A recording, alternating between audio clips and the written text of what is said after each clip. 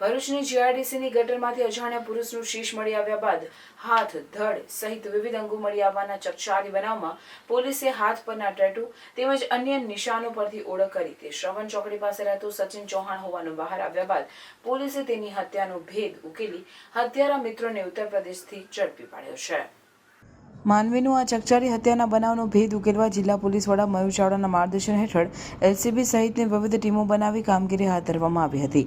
જે અનુસંધાને LCB police inspector MP વાળાએ ટીમ સાથે તાત્કાલિક બનાવવાળી જગ્યાને વિઝિટ કરી માથાનો ભાગ મળે તેની આસપાસના સીસીટીવી ફૂટેજ એકત્રિત કરવા તેમજ અન્ય પુરાવા મેળવવા માટે એલસીબીની અલગ અલગ ટીમો બનાવવામાં આવેલ તથા અન્ય ટીમોને હ્યુમન સોર્સ ટેકનિકલ સર્વેલન્સથી ઇનપુટ મેળવવા કાર્યરત કરવામાં આવેલ. સતત 3 દિવસથી ભરૂચ જીઆરડીસીની ગટરમાં અલગ અલગ જગ્યાએથી વિવિધ માનવ અંગો મળતા રહેલ, જેમાં હાથ પર પડાવેલ ટેટુ તથા દાંતની કરાવેલ સર્જરીના આધારે મરણ જનારની ઓળખ થયેલ અને આ મરણ જનાર સચિન ચૌહાણ 24 માર્ચથી મિસિંગ હોવાનું જણાવેલ અને તેને મિત્ર શૈલેન્દ્ર સાથે છેલ્લે બેઠક થયેલ. ત્યારબાદ મિત્ર શૈલેન્દ્ર પણ ભરૂચ છોડી જતો રહેલ હોવાથી આ દિશામાં ઊંડાણપૂર્વક તપાસ હાથ ધરતા ટેકનિકલ સર્વેલન્સના આધારે હકીકત જણાવેલ કે આ ગુનાનો સકમંદ શૈલેન્દ્ર ચૌહાણની હાજરી દિલ્હી આસપાસમાં છે, જેથી એલસીબીના પીએસઆઈ આર.કે. ટોરાણીની ટીમને તાત્કાલિક દિલ્હી ખાતે તપાસમાં મોકલી આપવામાં આવેલ અને તપાસમાં ગયેલ ટીમ દ્વારા એક દિવસ દિલ્હી તથા ઉત્તર પ્રદેશ ખાતે શૈલેન્દ્રના વતનના આસપાસના વિસ્તારમાં વોચ કરેલ.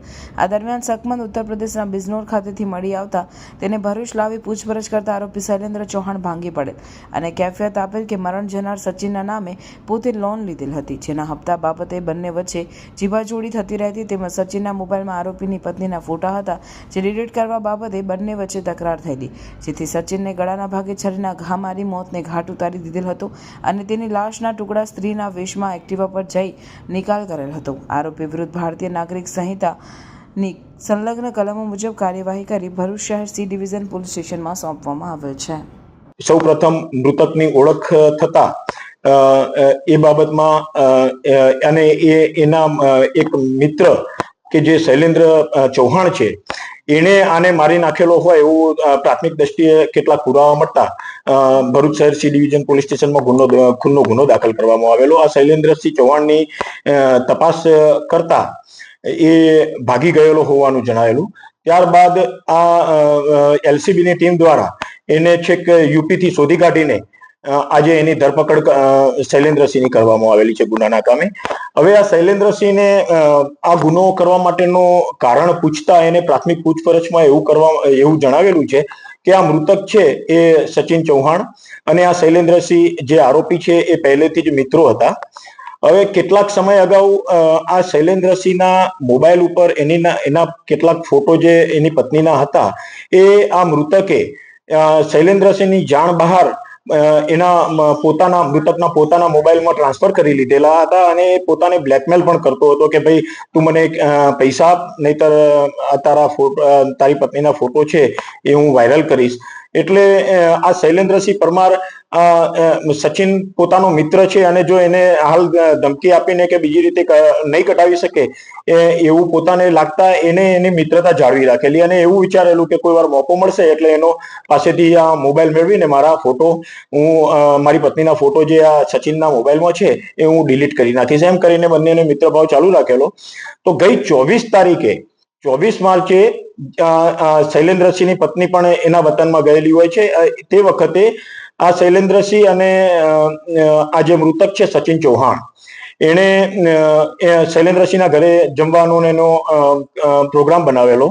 તો બંને 24 તારીખે રાત્રે જમીને શૈલેન્દ્રસિંહના ઘરમાં જે સૂઈ ગયેલા એ દરમિયાન શૈલેન્દ્રસિંહે આનો મૃતકનો ફોન ચેક કરવાનું ચાલુ કરેલું અને મૃતકને ખબર પડતા કે પોતાનો મોબાઈલ કેમ ચેક કરે છે એવી બંને વચ્ચે બોલાચાલી થયેલી. તો શૈલેન્દ્રસિંહે કહેલું કે ભાઈ મારી પત્નીના ફોટો છે, ચલ મને બતાવીને અત્યારે તું ડિલીટ કરી દે. એ બાબતમાં બોલાચાલી બંને વચ્ચે થયેલી અને બોલાચાલી ઉગ્ર સ્વરૂપે જતા ત્યાં એક જે છરી પોતાના ઘરમાં પડેલી હતી એ શૈલેન્દ્રસિંહ લઈને સૌ પ્રથમ આ સચિનના ગળાના ભાગે મારી દીધેલી. ત્યારબાદ થોડો જીવતો હોય એટલે ફરીથી બીજો ઘા એને ગળાના ભાગે કરી એનું મોત નિપજાવી કાઢેલું. ત્યારબાદ એ પોતાના ઘરમાં જે સચિનની ડેડ બોડી આખો દિવસ રહેવા દીધેલી અને 25 તારીખની રાતના સમયે અને 26 તારીખનો સવારના સમયના વચ્ચેના ગાળા દરમિયાન આને શૈલેન્દ્રસિંહે આની ડેડ બોડીના 9 ટુકડામાં ભાગ પાડેલા અને એ 9 ટુકડા જુદી જુદી જગ્યાએ એને 3 દિવસના જુદા જુદા સમયગાળા દરમિયાન રાત્રિના સમયે નાખી આવેલો એક પોલિથીનની અલગ અલગ બેગોમાં, એવું પોતે પોતાની હાલ એની પ્રાથમિક પૂછપરછમાં શૈલેન્દ્રએ જણાવેલું છે. જે એના જે ટુકડા કર્યા મૃતકના શૈલેન્દ્રએ, આરોપીએ, એ ટુકડા એને જુદા જુદા સમયે રાત્રિના સમયે જુદી જુદી જગ્યાએ નાખવા જતો હતો. તે દરમિયાન એક વખતે એને એક મહિલાનું પોતાની ઓળખ છતી ના થાય એ હેતુસર એક વખતે મહિલાનું ગાઉન પહેરીને પોતાની એક્ટિવા મોપેડ જે છે એના ઉપર બેસીને મોઢા ઉપર દુપટ્ટો બાંધીને પણ નાખ્યાયેલો હોવાનું એને જણાવેલું છે. આ વસ્તુ કરવા માટે એને જ્યારે આ એનું ખૂન કરી નાખેલું હતું એટલે શરીરના ટુકડા કરવા માટે એને ભરૂચમાં એક જગ્યાએથી જે આરી કહેવાય કે લોખંડની જે આરી આવે છે લાકડું કાપવાની, એ ટાઈપની આરી પણ પોતે ખરીદી હોવાનું જણાવેલું છે. આ દરમિયાન અમોને જ્યારે આ શૈલેન્દ્ર ઉપર વધુ જ્યારે પ્રથમ એના વિરુદ્ધમાં ગુનો દાખલ થયો ત્યારે શંકા ગયેલી, તો એ દરમિયાન અમે આરોપીના ઘરે FSL ની ટીમ સાથે ચકાસણી પણ કરાવેલી છે અને આરોપી શૈલેન્દ્રના ઘરે આ મૃતકને મારી નાખેલો તો એ બાબતના એના લોહીના પુરાવા, લોહીના સ્ટ્રેન પણ મળેલા છે. અને બીજા જે આ માનવ અંગો આને જે જગ્યાએ કયા ટાઈમે નાખેલા હતા એ બાબતે વધુ પૂછપરછ હાલ ચાલી રહી છે અને એ બાબતે આરોપીના રિમાન્ડ મેળવી આરોપીએ આજે એના લોહીવાળા પોતાના કપડા તથા મૃતકના કપડા કઈ જગ્યાએ છુપાવ્યા છે એ દિશામાં પણ અત્યારે તપાસ કાર્યવાહી હાથ ધરવામાં આવેલી છે. ત્યારે અમને કહે છે એ જગ્યા કઈ જગ્યાએ આ આરોપીએ મૃતકના શરીરના કુલ 9 ટુકડા કરેલા હતા અને જુદા જુદા સમયે જુદી જુદી જગ્યાએ નાખેલા હતા. આરોપીએ મૃતકની ઓળખ ના થાય એના માટે પણ પૂરતી તકેદારી રાખેલી હતી, પરંતુ આ મૃતકના હાથ ઉપર જે એક છૂંદણું છૂંદાવેલું હતું અને મૃતકે ભૂતકાળમાં દાંતની ટ્રીટમેન્ટ પણ કરાવેલી હતી. ખાસ કરીને આ 2 ચિહ્નોના આધારે મૃતકની એક તો ઓળખ થયેલી છે અમને. બીજું, આરોપી ખૂબ ચાલાક છે. આરોપીએ આ બાબતમાં પોલીસ બીજી જગ્યાએ ડાયવર્ટ થાય તપાસમાં એના માટે પણ પૂરતા પ્રયત્નો કર્યા છે. જેમ કે આ મૃતકને આરોપીએ મારી નાખ્યા બાદ મૃતકનો મોબાઈલ પણ આરોપીએ પોતાની પાસે રાખ્યો હતો અને એમાંથી એ મૃતકના પરિવાર ઉપર જુદા જુદા સમયે મેસેજીસ પણ એવા કરતો હતો કે ભાઈ મેરે સે ગલતી હો ગયા છે, મેરે સે ખૂન હો ગયા છે.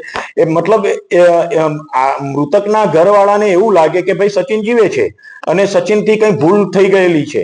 અને બીજું, આ મૃતક પાસેથી એને ATM કાર્ડ પણ લઈ લીધેલું હતું અને જેનો પાસવર્ડ પણ આ આરોપી જાણતો હતો. તો પોલીસ તપાસ ડાયવર્ટ થાય એટલા માટે એને ATM કાર્ડ મૃતકનું હતું એ બિનવારસી ટ્રેનમાં મૂકી દીધું હતું અને કવર ઉપર એનો પાસવર્ડ પણ લખી દીધેલો હતો.